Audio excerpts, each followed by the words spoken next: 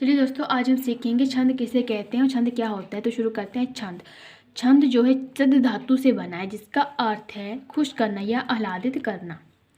तो आगे आते हैं छंद के भेद। पहला है मात्रिक छंद, दूसरा है वर्णिक छंद, तीसरा है मुक्तक छंद। तो पहले हम जानेंगे छंद के अंग की। छंद के अंग कितने होते हैं? टोटल 6 अंग होते हैं। पहला है चरण या पाद। जैसे चरण या पाद मतलब जैसे पहला चरण, दूसरा चरण आदि। दूसरा है वर्ण और मात्रा।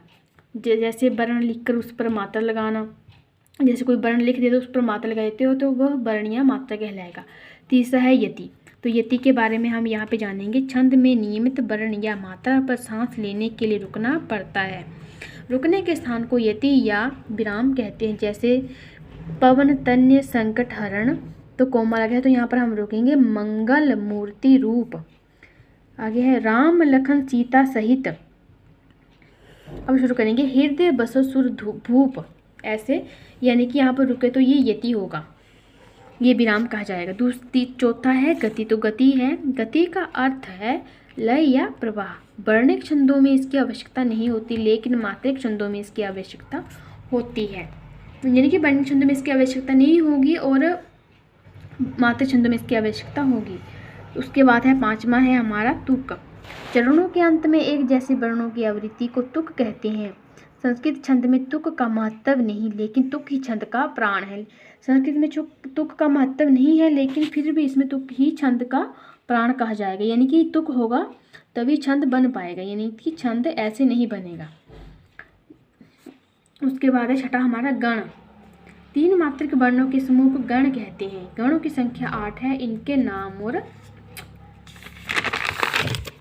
तीनों वर्णों के आदि, मध्य और अंत में कहाँ लघु और कहाँ दीर्घ होगा, इसे समझने के लिए निम्नलिखित सूत्र को स्मरण रखें। यानी कि सूत्र जो है उसे स्मरण रखना है। जैसे यमाता राजभान सलगा, तो य से यगड़, म से मगड़, त से तगड़, र से रगड़, ज से जगड़, भा से भगड़, स से नगड़, न से नगड़, स से सगड़। तो यानी कि यहाँ स तक रखना है, यानी कि 8 हमारे हो चुके हैं, तो ये 8 ही होंगे।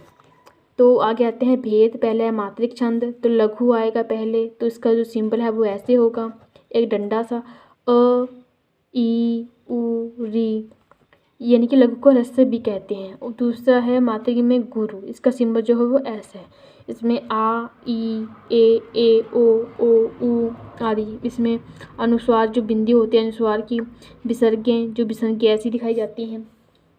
अब आते हैं मात्रिक छंद के भेद। सम मात्रिक, अर्ध सम मात्रिक, विषम मात्रिक। पहला है सम मात्रिक।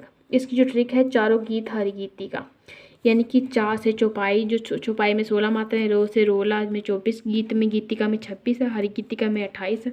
चौपाई में कैसे? मासिक छम, तो चौपाई में होगा मासिक सम छंद है, प्रत्येक चरण में मात्राएं, जो मासिक सम छंद में प्रत्येक मासिक सम होगा प्रत्येक चरण में मात्राएं होंगी। इसमें 16 और दूसरे चरण में भी 16 ही होंगी। चरण होंगे 4। सूरज फिर से है मुस्कुराया, कोयलिया ने गान सुनाया, यहाँ तक एक, दूसरा यहाँ तक, तीसरा और चौथा, यानी कि 4 चरण हैं। इसमें टोटल ऊपर वाले में भी 16 मात्राएं हैं, दूसरे में भी 16 मात्राएं हैं। उसके बाद है रोला। मात्रिक सम छंद, मात्राएं होंगी इसमें 24 मात्राएं, प्रत्येक चरण में 24 मात्राएं होंगी इसमें। उदाहरण है, उठो उठो हे वीर, आज तुम निद्रा त्यागो, करो महासंग्राम नहीं कायर ही भागी। इस पूरे में गिनने पर 24 मात्राएं होनी चाहिए। उसके बाद है हरिगीतिका। मात्रिक सम छंद है, ये भी मात्राएं हैं इसमें, प्रत्येक चरण में 28 मात्राएं होंगी। दूसरा है भेद है अर्ध सम मात्रिक। दोहा 13 और 11 मात्राएं होंगी। सोठा में 11 से 13, पैरवे में भी 12 से 7 और लाला में 15 से 13।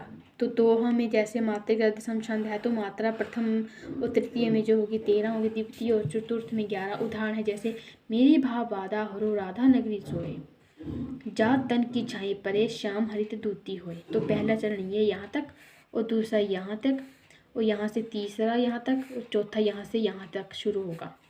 उसके बाद है सोरठा। मात्रा प्रथम और तृतीय में 11, द्वितीय चतुर्थ में 13। उदाहरण है, जो सुमृत सिद्धि होए, गणनायक करीवर बदन, बरहु अनुग्रह सोई, बुद्धि राशि सुम गुण सदन। तो इसमें भी ऐसे चरणों में 11 होनी चाहिए और उसमें मिलाकर 13 होनी चाहिए। तो नोट है जैसे दोहा सोठा का उल्टा होता है, जो दोहा होगा वो सोठा का उल्टा होगा हमेशा ही। उसके बाद है तीसरा है विषम मात्रिक। इसमें कुंडलिया दोहा प्लस रोला, छप्पे में रोला और प्लस उलाला, कुंडलिया में होगा मात्रिक विषम संयुक्त छंद। इसमें विषम और मात्रिक जो भी संयुक्त छंद होगा, और बनावद में एक दोहा प्लस एक रोल होगा, यानी कि एक रोला छंद होगा, एक दोहा का होगा। उसमें एक दोहा में जो 13 से 11 पहले चरण में मात्राएं और दूसरे में 24 मात्राएं होनी चाहिए। तो ये था हमारा आज का टॉपिक। मेरी वीडियो अच्छी लगी तो लाइक शेयर कमेंट और सब्सक्राइब करें मेरे चैनल को। थैंक